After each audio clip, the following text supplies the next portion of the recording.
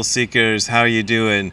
That was, of course, Guns of Brixton, and it took forever to get a recording of that because that Clash-looking bass there, the Fender Precision, was giving me a lot of hassles, so I brought out the other bass and did it on that one. That bass looks like it could be the bass that Paul Simonon smashed on the cover of London Calling, and maybe it is.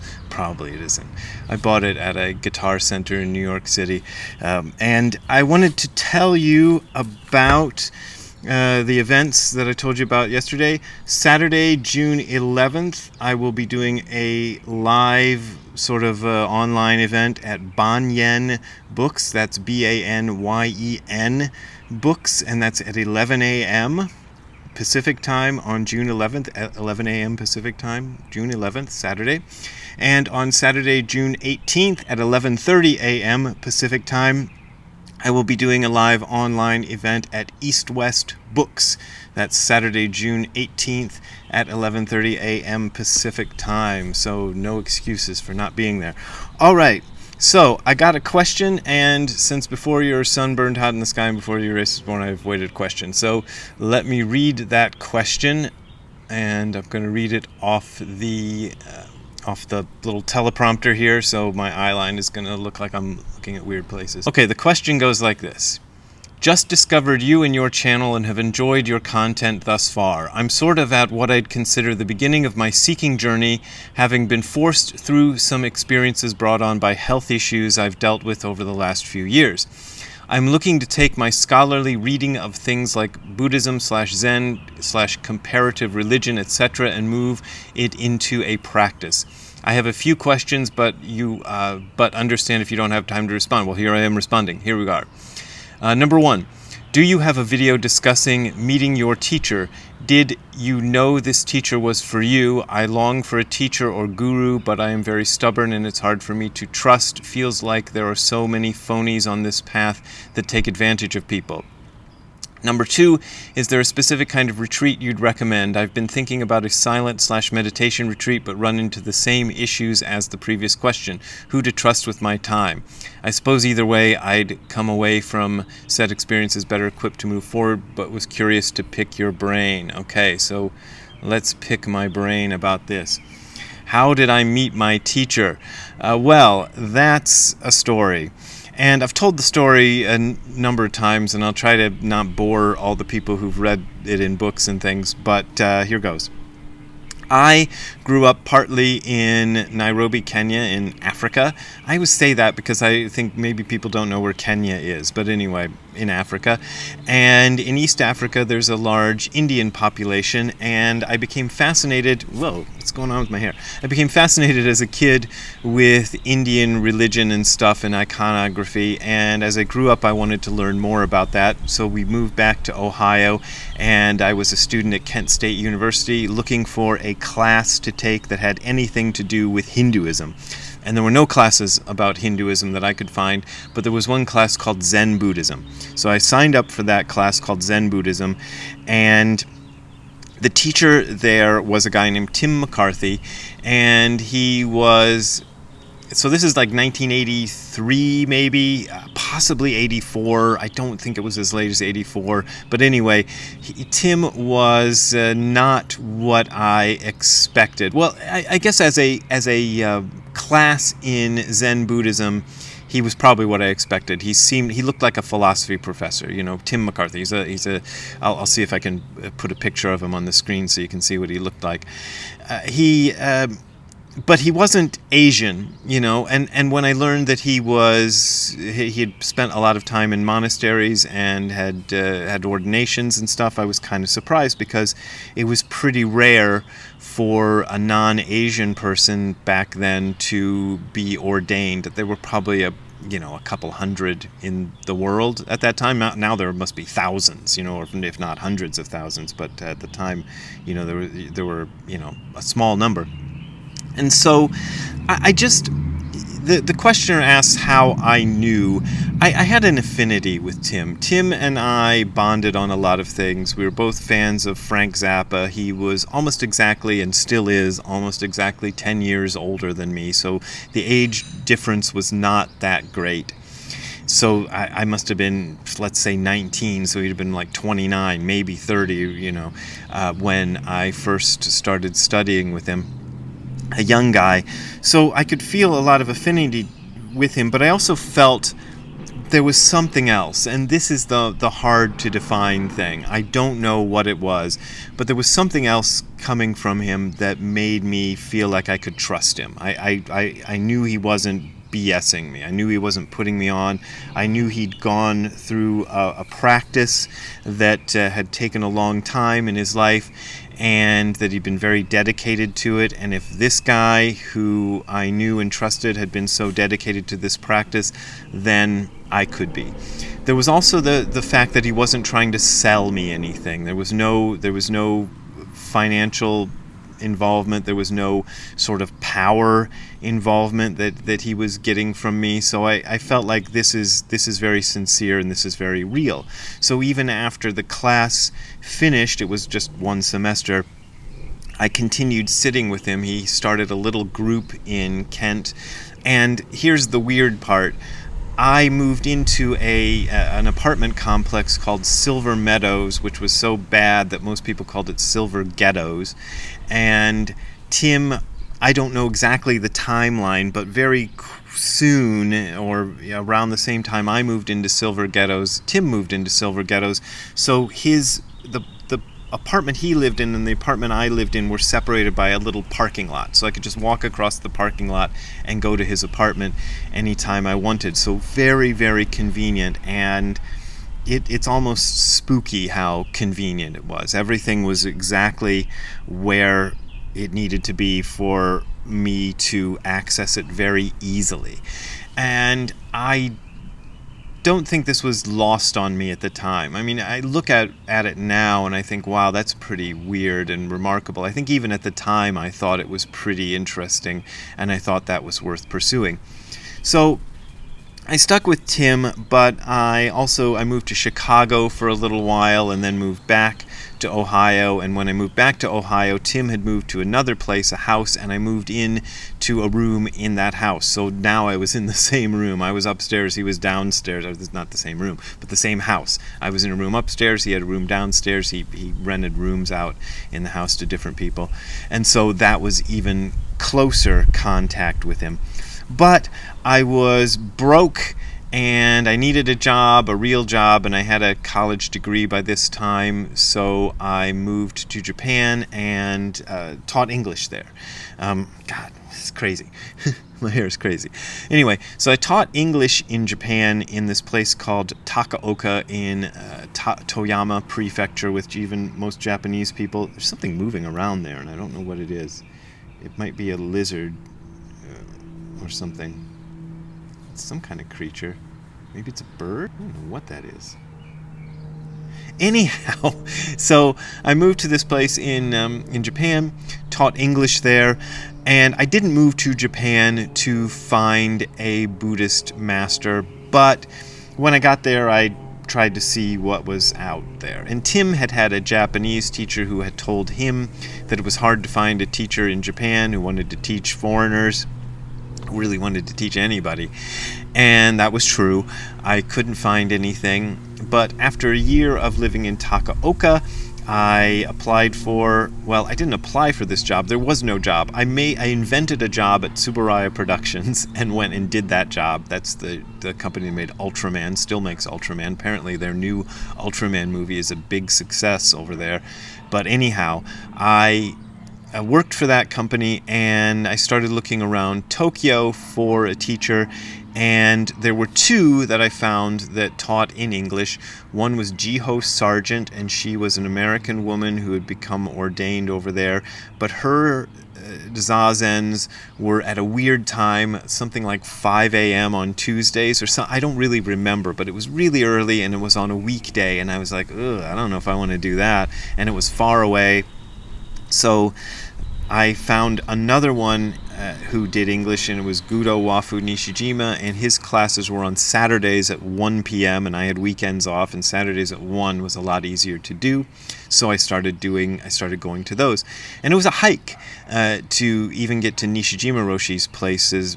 His one place was at the campus of Tokyo University, and I basically had to walk like 25 minutes to a train station, take a train about 20 minutes, change trains, which took another 10 or 15 minutes, and then take another train in about another 20 minutes. So it took like an hour and a half all told to get to his meetings. And once a month they were in Yokohama, which was even farther. So I say this because I hear a lot of people going, well, it's inconvenient. My teacher is a 20-minute drive away. Yeah, sure. Tell me about it. So, I felt like this was something worth doing. And with him, I also felt this charisma. He was also very sincere. As far as financial obligations, it cost 400 yen, which is about $4. And I think he was paying for use of the room at the university or something. But you would pay 400 yen to, and I think maybe it went up to 600 after, I'd hung around him for about 10 years, which is like $6.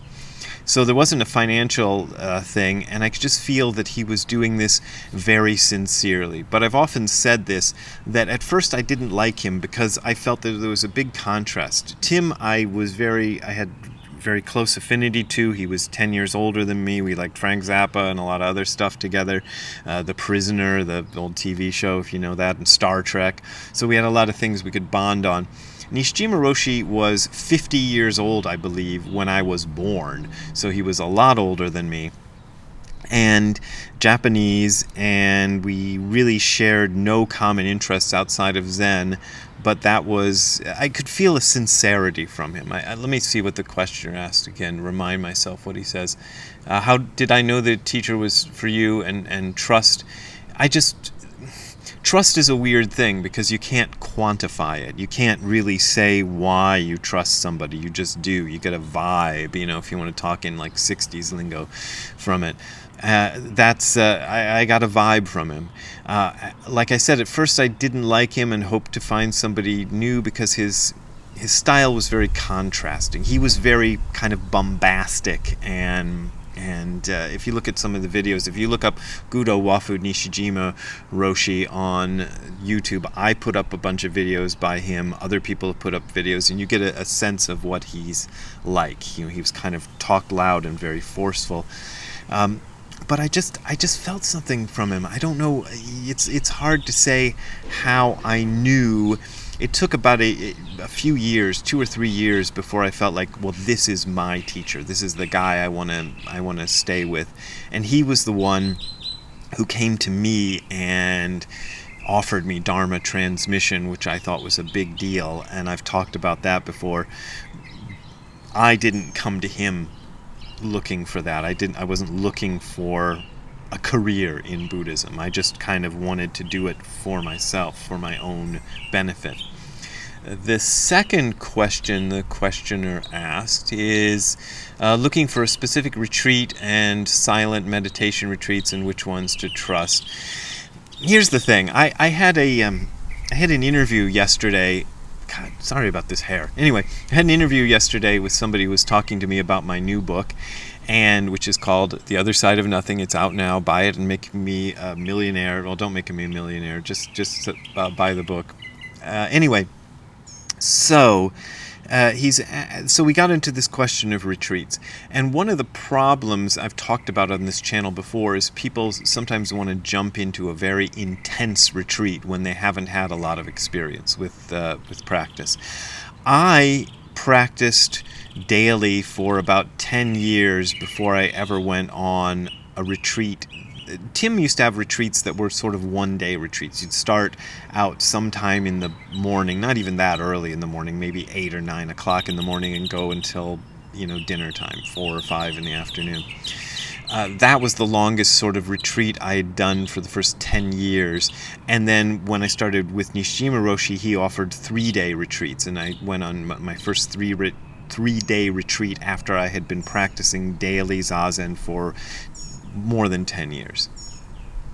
So that's one thing I would be cautious of, is don't jump into a very intensive retreat. You can do it. And probably the worst thing that'll happen to you if you jump into a very intense sort of Buddhist retreat before you've had any other experience is you'll get bored out of your skull. And you'll get frustrated and your legs will hurt and you won't want to be there.